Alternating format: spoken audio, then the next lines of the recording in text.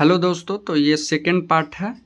ये दूसरे test series का सेकंड पार्ट है। तो सबसे ये यूपीआरटीओ बीएड एंड बीएड स्पेशल के एंट्रेंस एग्ज़ाम का टेस्ट सीरीज का सेकंड पार्ट है। अगर आप यूट्यूब चैनल को सब्सक्राइब नहीं किए तो कर ले, और आप टेलीग्राम ग्रुप पे में नहीं जुड़े हुए हैं तो आप ज़रूर से ज़रूर जुड़े, क्योंकि वो बहुत इम्पोर्टेंट है। एग्ज़ाम के बाद आपको कहीं पे कोई जानकारी स्पेसिफिक नहीं देगा कि कौन सा कॉलेज अच्छा है, कौन सा कॉलेज मतलब उतने अच्छे नहीं। अच्छे तो सब है, लेकिन एक होता ना कि बहुत अच्छे, तो वो कौन सा कॉलेज है कोई नहीं बताएगा। कितने नंबर कट ऑफ जाएगा, क्या जाएगा नहीं जाएगा, ये कोई नहीं बताएगा। इस चलते वो टेलीग्राम ग्रुप ज़रूर ज्वाइन कर ले, वहाँ जो भी दिक्कत परेशानी हो आप ज़रूर पूछें। तो आइए चलिए, पहला इसका पार्ट हो गया है। अब दूसरा पार्ट करते हैं। पहला पार्ट में 1 से 50 क्वेश्चन तक किए थे।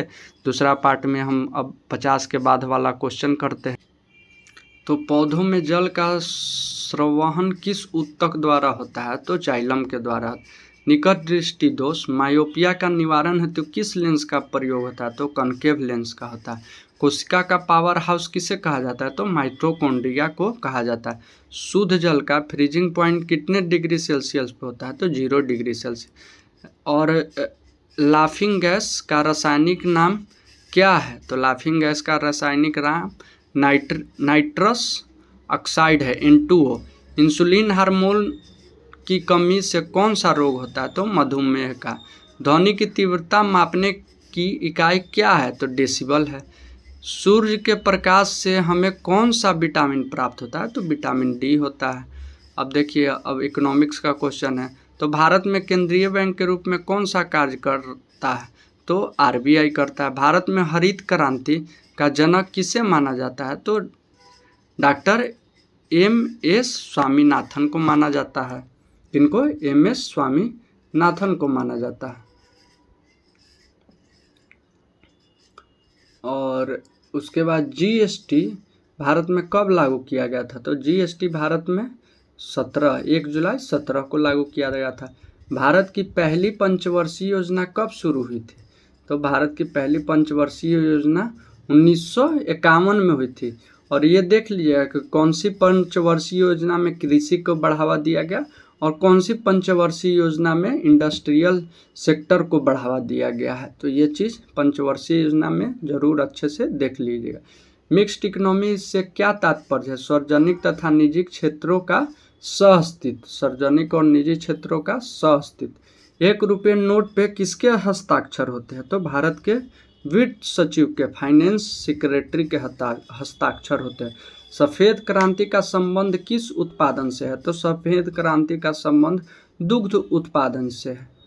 वर्जिन कुरियन द्वारा संचालित किया गया था। नाबार्ड का मुख्य कार्य क्या है? तो नाबार्ड का मुख्य कार्य कृषि व ग्रामीण विकास हेतु ऋण प्रदान मतलब लोन देना है।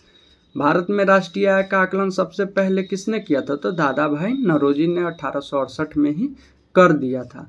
इन्फ्लेशन की स्थिति में वस्तुओं के मूल्यों पर क्या प्रभाव पड़ता है? तो वस्तु के मूल्य बढ़ जाते हैं और मुद्रा का मूल्य घट जाता है, मतलब ये हो जाता है अगर इन्फ्लेशन आ गया तो।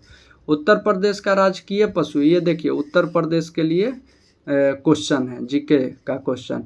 तो उत्तर प्रदेश का राजकीय पशु और राजकीय पक्षी कौन सा है? तो उत्तर प्रदेश का राजकीय पशु जो है बारहसिंघा है और पक्षी सारस है। उत्तर प्रदेश का राजकीय वृक्ष और पुष्प क्या है? तो वृक्ष अशोक और पुष्प पलाश है। उत्तर प्रदेश में कुल कितने जिलों और मंडल है? तो 75 जिले और 18 मंडल है। यूपीआरटीओ का मुख्यालय कहाँ है? तो प्रयागराज, इलाहाबाद। दुधवा राष्ट्रीय उद्यान उत्तर प्रदेश किस जिले में स्थित है? तो लखीमपुर खीरी में। उत्तर प्रदेश की प्रथम महिला मुख्यमंत्री कौन थी? तो सुचित्रा कृपलानी जी थे।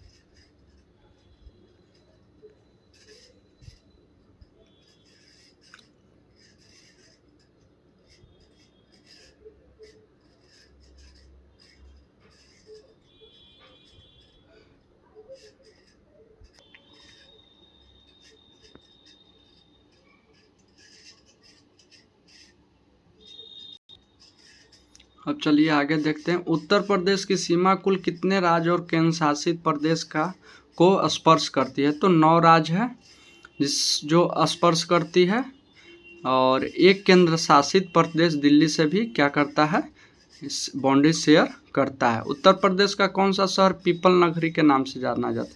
तो मुरादाबाद। और प्रसिद्ध दशावतार मंदिर उत्तर प्रदेश में कहाँ स्थित है? तो दशावतार मंदिर देवगढ़ ललितपुर में स्थित है। उत्तर प्रदेश की आधिकारिक भाषाओं में हिंदी के अलावा दूसरी कौन सी भाषा है? तो उर्दू 1989 से। इत्र नगरी के नाम से उत्तर प्रदेश का कौन सा जिला प्रसिद्ध है? तो कन्नौज। भारत कला भवन उत्तर प्रदेश में कहाँ स्थित है? तो वाराणसी BHU में। शास्त्रीय नृत्य कथक का उद्भव किस राज्य से माना जाता है? तो उत्तर प्रदेश।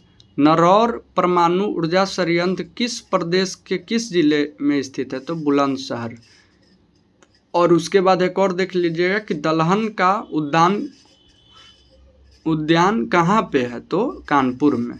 और उत्तर प्रदेश दिवस किस दिन मनाया जाता है? ये आप लोग भी देख लीजिएगा।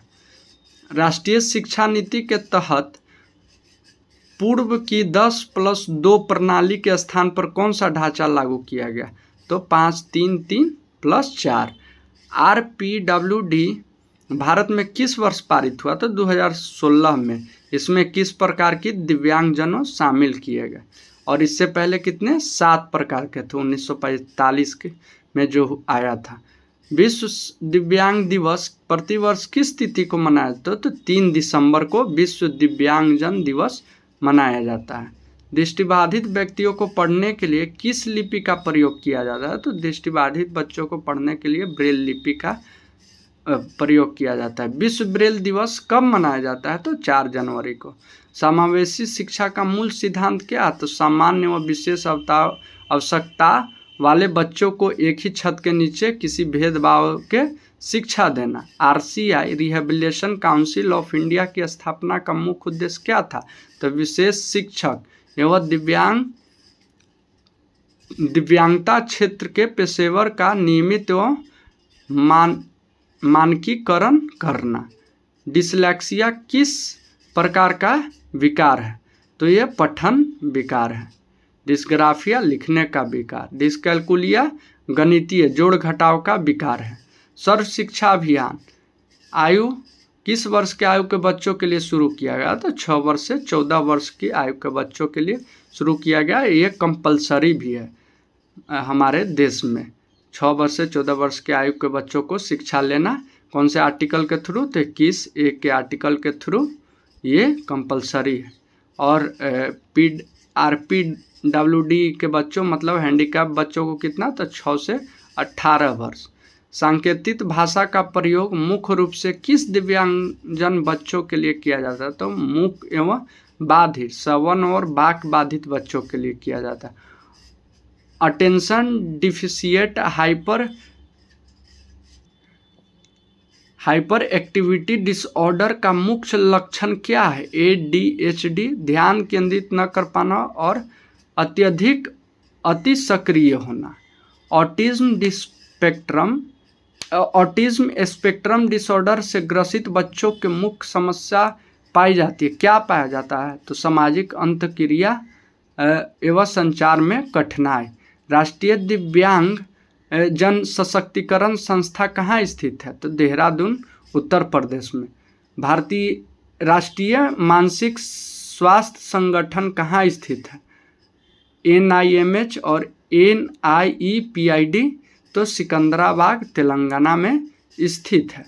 तो आज इतना ही वीडियो में किया जाएगा। देखेंगे तो कल रात तक एक और ला देंगे। आप इतना पूरा कीजिए।